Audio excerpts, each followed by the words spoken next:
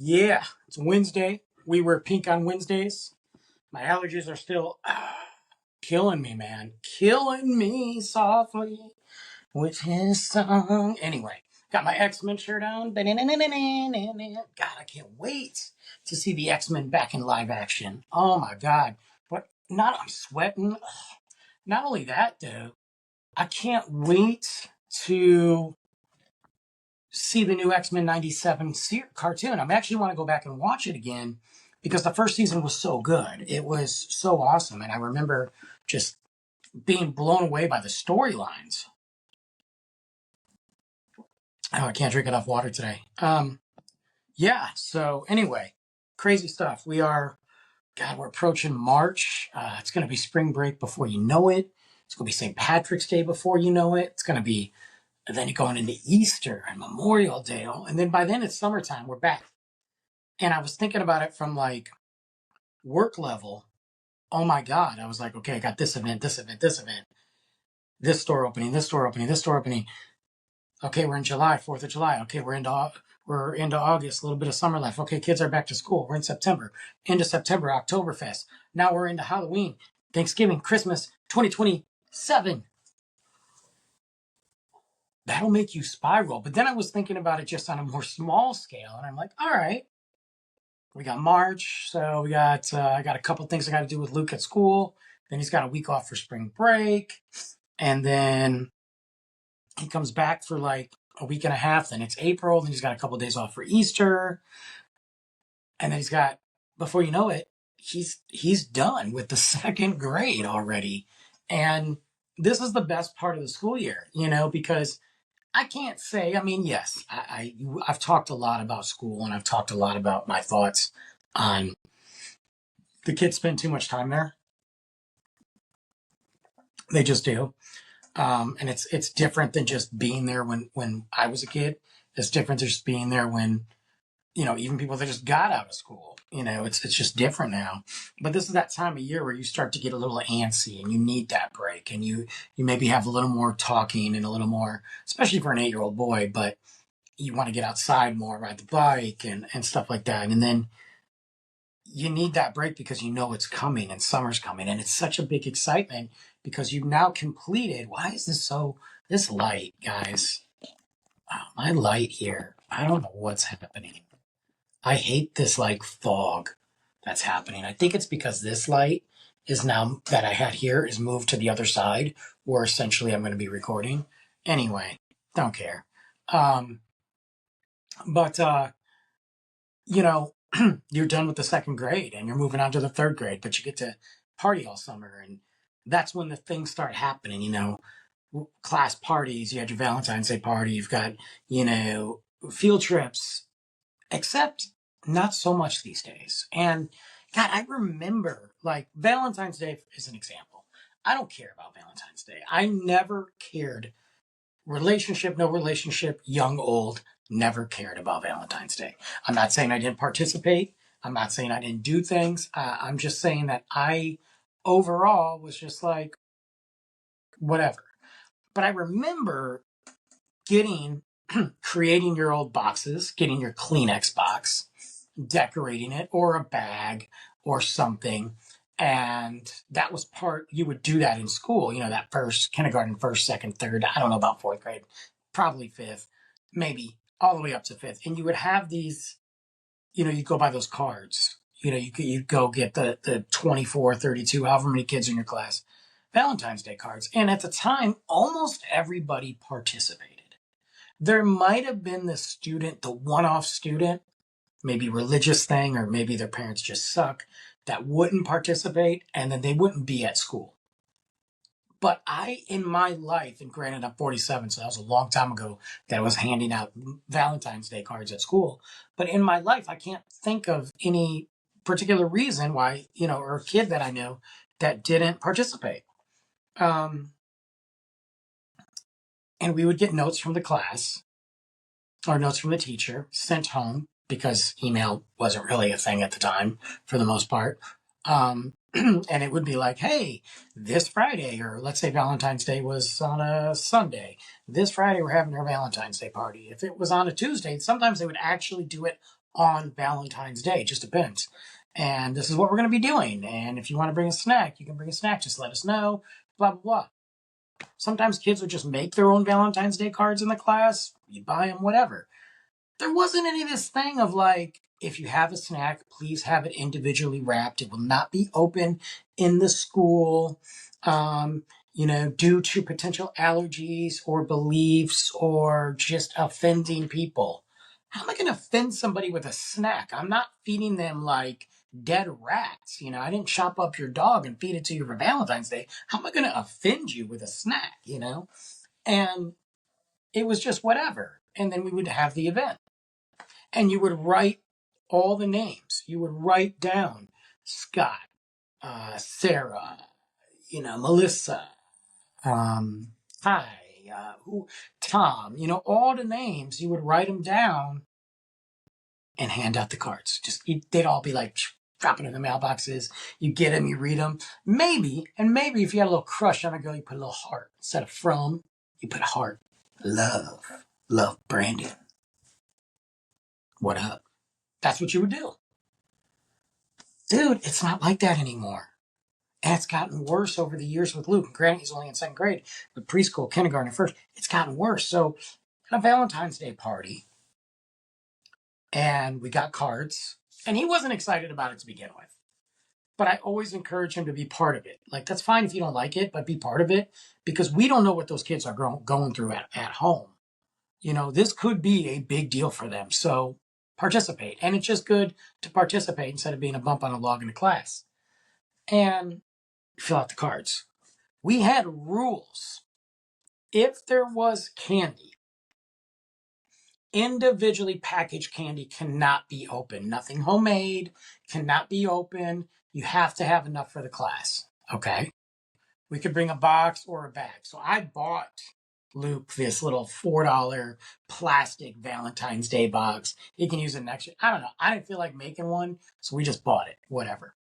And we got the cards, and they came with like taco erasers, pizza erasers, hot dogs erasers, and they were like scratch and sniff. Now, I will tell you this, the hot dog did not smell like anything but. But the pizza and taco one, I was like, I can smell it. It smelled like Taco Bell tacos.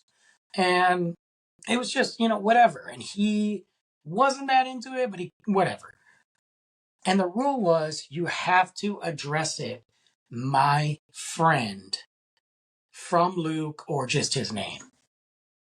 And I asked Luke, I go, wait, what? I was like, do we have to write his name? It's like, I'm reading the email and I'm like, it just says my friend.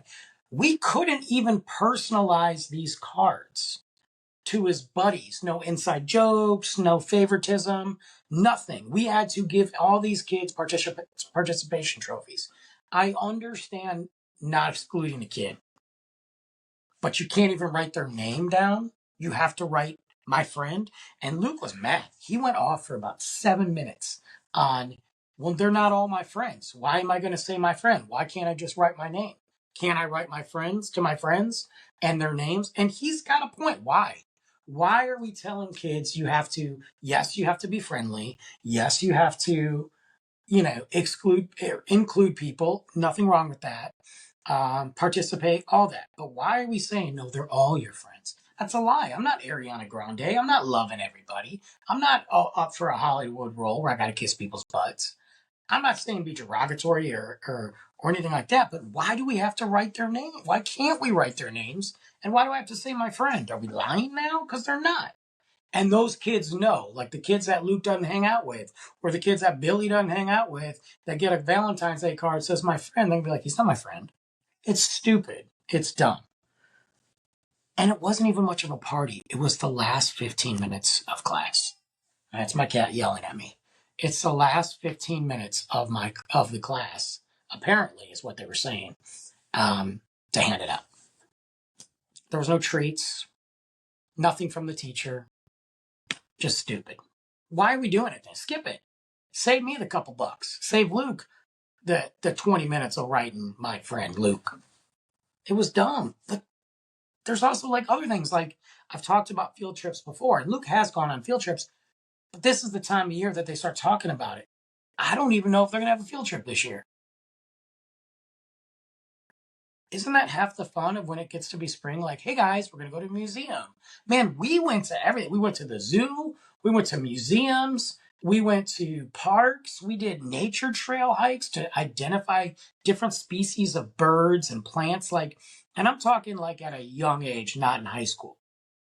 I'm also talking like I even went in high school to some of those, to these marshlands and stuff. Man, I saw Amistad in the movie theater with my teacher and five other students. And we had to get a permission slip. And this wasn't some weird Jeffrey Epstein stuff. This is one of the greatest teachers ever in the history of the universe to this day. And we got to go to Amistad, 12 Oaks Mall, 7 o'clock at night, go see Amistad. Now, I wouldn't let Luke do that. I was in high school. I'm just saying, you think that's ever going to happen now? And they're taking that away, and they're getting more of this cookie cutter, generic trend towards test taking.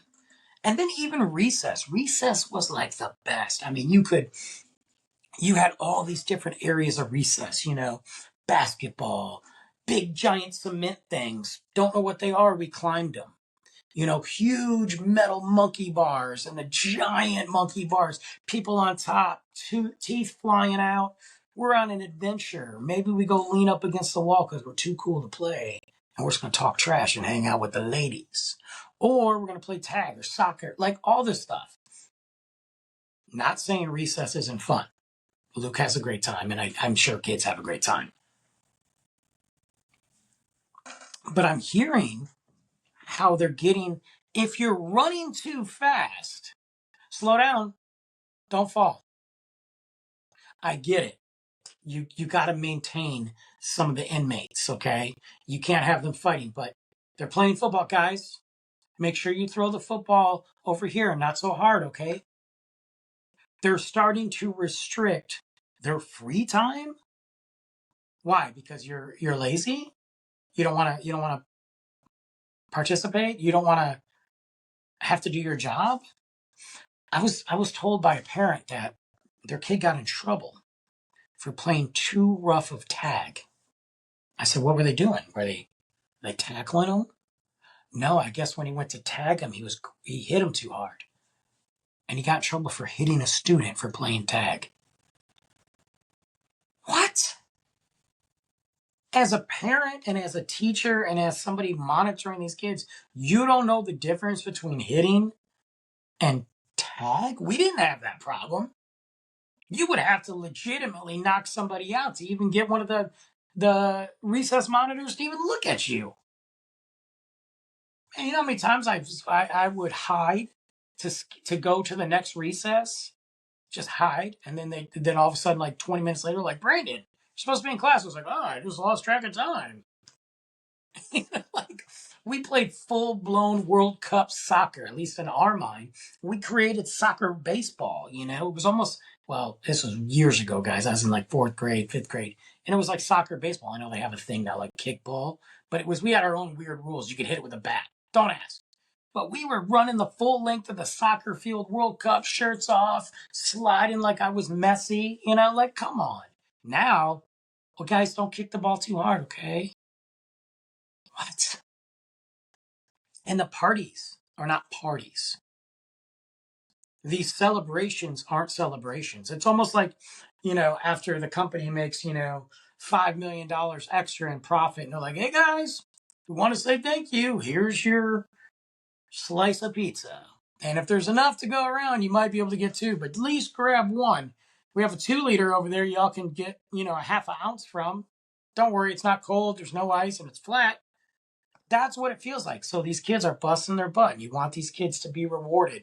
And you want these kids to feel positive about the hard work they do. And all you do is take the parties away, take the field trips away, put all these restrictions on recess, restrictions on lunch.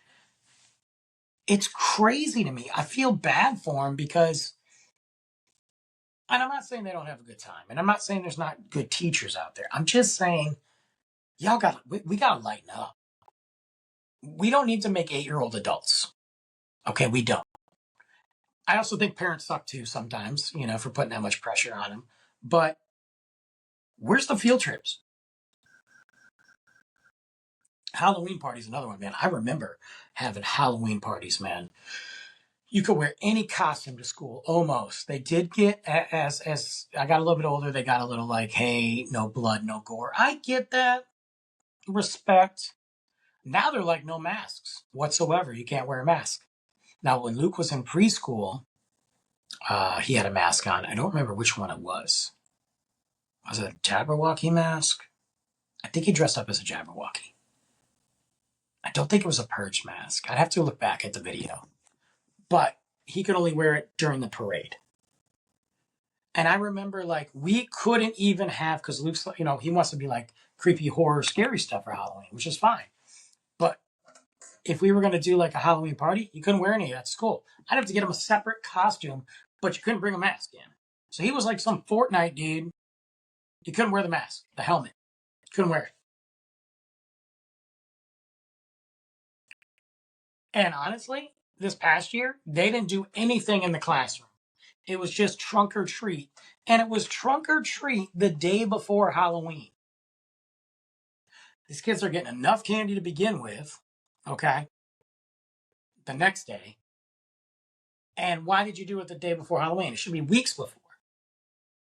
And then they were having rules of what you can and cannot wear to trunk or treat. That's outside. That's not the point of Halloween. You're going to tell, what do you like? And then they have rules too. Like, I remember going to library day. Okay. God, my pants. It's probably because I'm fat. Oh, God. I remember going to library day at school, which I think is awesome.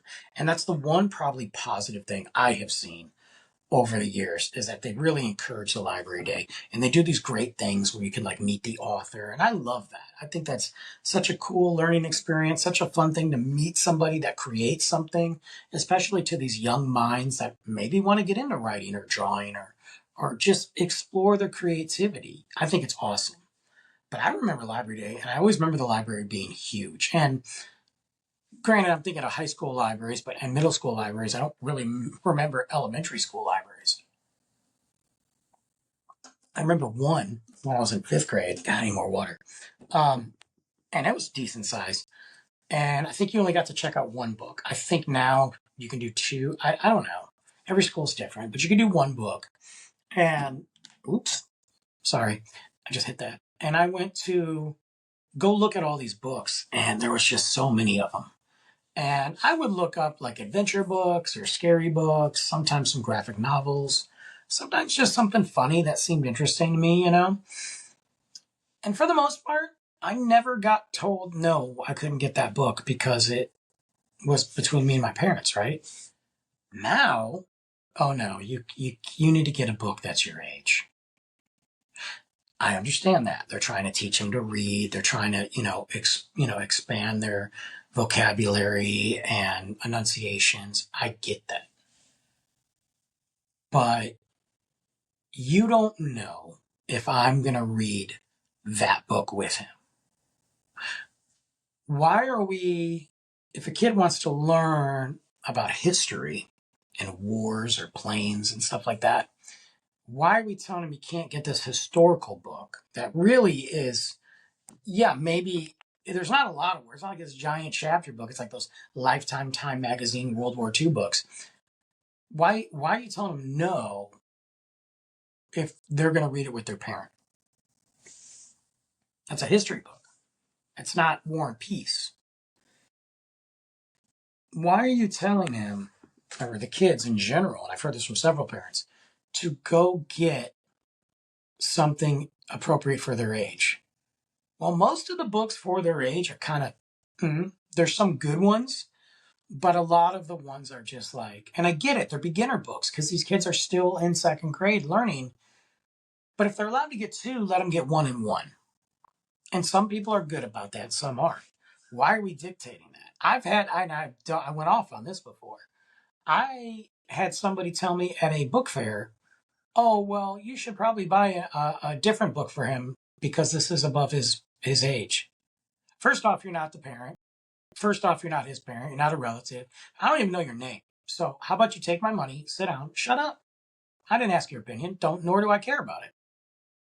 I'm not going to explain myself why I'm getting this book for him, but what if him and I are reading it together? And if anything, this is helping him read. And yes, I fully believe that an 8-year old should be reading appropriate books. But I also think that that differentiates between what that child is used to reading and where their level is. But again, between the parents and that child.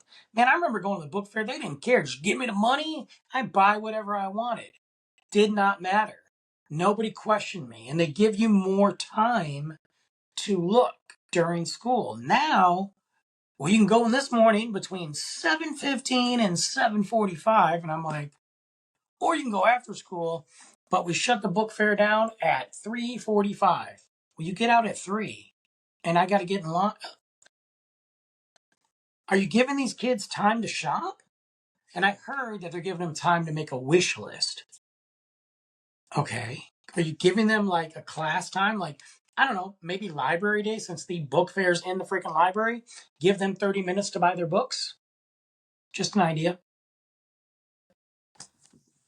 And they take the fun out of everything.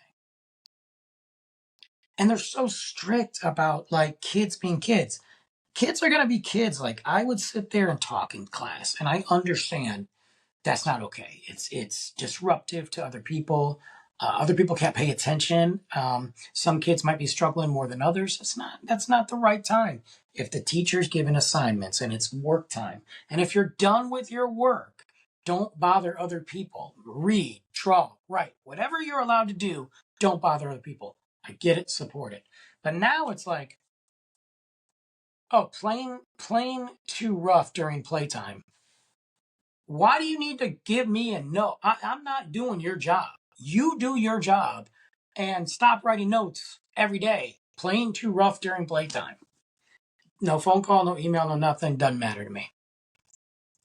But I feel like all they want is you to sit in your seat, and they're taking the fun away. It is like a really bad corporate job. What does that do to the kids and set the tone for the future? And then the classes that are great, like the art and the music and all that, once a week if you're lucky.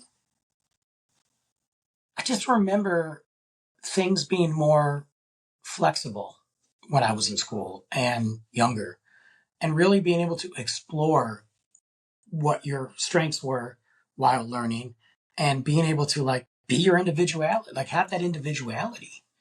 And I don't see a lot of that. I see it getting constricted. I mean, field trips are fun, not just because you get out of class and not just because you get lunch and you go on a bus. That's the other thing.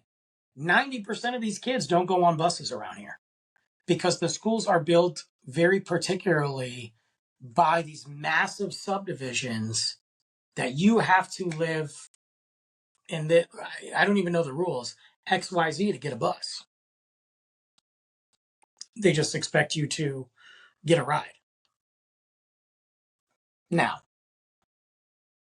I don't mind because my job allows me to do that, to drop my son off at school. I have that flexibility. I work also pretty darn close, so even if I have to be there relatively early, it doesn't take me long to get there. But one of the biggest things that Luke talked about when he went on a couple field trips was riding, like over the years, was riding a bus. How cool it was. Now, that's going to change. At some point, you're going to be like, yeah, I ain't riding that bus. But I watch the buses that do drive these kids. There's like 10. What, like, we're paying for these buses to take 10 kids to school. And they're building these schools in a way that are so close to these subdivisions, and the way that they connect these subdivisions to the schools, that it's rare that these buses even matter unless you're in a rural part or whatever. But that puts a lot of pressure on parents who maybe don't have that flexibility, to drive their kid all the time. Or maybe they have to take a pay decrease to work a different shift. I don't know. But the bus was an experience, from meeting your friends, having that chill. It's almost like the cup of coffee for kids in the morning. You get to talk and focus and have fun, and then you get to school. And then it's also times where maybe you get picked on or fight somebody or whatever. Maybe you have that first conversation with a girl on the bus, I'm not saying I'm all for the buses. I'm just saying there's a lot of experiences that are taken away from kids now. And I wonder, like, how how does that affect them? And, like, how does that affect overall their growing, their development? I think a lot of these things I talk about are not just fun things. I think they are huge for developmental moments in kids' lives. And I think taking those away, like, I can't fathom it. They can't fathom waiting for the bus. And again, I'm not saying that I want that to happen. I enjoy driving to school for the most part. Some of these parents, though, God, they're going to kill me, or I'm going to kill them. Oof. But I mean, it was other opportunities for them to see their friends that maybe they can't see outside of school because not everybody lives by each other. At least close enough to where they might run into them riding their own bike. They might be in the same subdivision, but these subdivisions are huge. So if they live on the opposite side of the subdivision, the 8-year-old's not going to drive all the way there on his bike unless there's like some sort of play date type thing. So you got to see them during recess, lunch, and you look at the bus or field trips. That's how you form these bonds. And so when summer comes, you can have those. Hey, you want to go out? You want to do this? You can text. The parents can get things together, what have you. And if you don't form those bonds, then like you can go most of the summer without seeing your people, you know? And that's huge for a kid. Like that hurts. Like that hurts on the inside more than they can explain, It doesn't matter how good their brothers and sisters are, their parents are, and what they do all summer. They're going to have fun. They still need that time to go out and for a boy to go ride his bike, play basketball, get dirty, jump in the pool with his boys, for those girls to go do the same thing, whatever they want to do. And if you don't have that, it's hard. So I think it's not the same. I think it's a trickle down effect. And I don't think it's good. I think some of this we need to go back to. We need to stop being so tight on everything. I'm not saying I want a kid with an allergy to eat something that he shouldn't eat. I'm not saying that. But I'm also like, are we going overboard? We can't have this because of this. You can't do this because of this. You can't do this because maybe this. But they sure demand you $5 here, $10 here, $20 here, pay for this, go to this event, push, push, push, but they don't. It's not for the kids' experience, it's the money to run the schools. It's some money for the teachers and all that. It's just, I don't know. I look at things more and more now, and I believe it's absolutely important. And I encourage, matter of fact, today we got to work on writing because that's something that I think he needs to do more of. He's good at it, but there's things I see that he should be past that point. So we're gonna spend some time today. If we, there's nothing wrong with doing that a little bit. I don't think that an 8-year-old should have homework, but I don't think this is homework. I think it's growing the developmental, those things that he needs to develop, whether that be reading, math, which I suck at, and he's good at. I know it's not from me. It's definitely from his mom, which is awesome. But things that he might be struggling with, let's just practice. It's no different than practicing riding a bike. It's not, or practicing football. If you're on a football team, it's no different with running drills or going to practice every Thursday like he did. No difference at all. Let's just take a few minutes and then you go play. I definitely don't think they should have homework. I don't think it's fair. I've said it time and time again, and I'll say it now. You have my son for 7 hours a day, 5 days a week. That's a full-time job almost for an 8-year-old. If you can't get done what you need to get done in the classroom, I'm not doing it, because by the time I get home from work or pick him up, he has his snack. It's now going on 4 o'clock. We play for a little bit. 5:30, I start dinner. We eat dinner, say 6. Dinner's done at 6:35, 6:40. Maybe he has a few minutes. Then he takes a shower. Now we're approaching past 7:15, 7:30. I got an hour to actually chill with him before he's got to rinse, recycle, repeat? No. And then you throw homework in there that maybe takes 20, 30 minutes? Now you're cutting into my time. Sorry, teach. Not doing it. There's a time in school and high school, then he can do it. Right now, Kids need to be kids at times. Boys need to be boys. Girls need to be boys. Well, whatever. Girls need to be girls. People need to hang out and have those unwind moments, okay? Because you think I like getting home from work? That'd be like me getting home from work. I take a shower, I eat, I watch 20 minutes of TV, and then I got to jump on a Zoom call for 2 hours. I don't want to do that while I'm at work. What makes you think I want to do that at home, paid or not? So you can't get everything done in that time frame. We ain't doing it. But I think school needs a big change, and I don't see it happening. I think that's a lot of, I mean, besides the obvious and 100 other reasons why they go to private schools, but I think that's public education needs a massive overhaul. And I'm not saying these teachers are all bad, and I'm not saying the schools are bad. I just think that we're missing it. We're missing it, and the kids are missing it, and it's going to show down the road. Just my opinion. Anyway, guys, I'm out. It's a short one today. I'll be back next week. Let me know what you guys think about this whole thing. Maybe I'm just ranting.